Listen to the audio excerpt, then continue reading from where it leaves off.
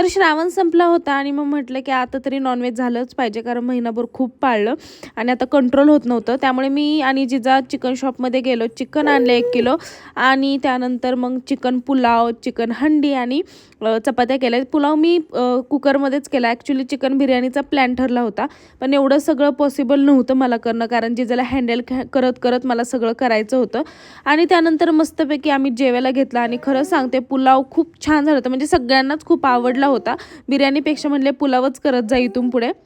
त्यानंतर मग आम्ही जिममध्ये गेलो आणि तिथे गेल्यानंतर जिजाची दंगामस्ती चालू झाली. प्रत्येक जो कोणी सेट मारायचे त्याच्या पुढे जायची आणि त्यालाच दम द्यायची, एकदम अशी करायची. आणि नंतर मग आम्ही घरी यायला निघालो, कारण आम्ही 5 वाजता जिममध्ये गेलो होतो. डिरेक्टली 10 वाजता घरी आलो.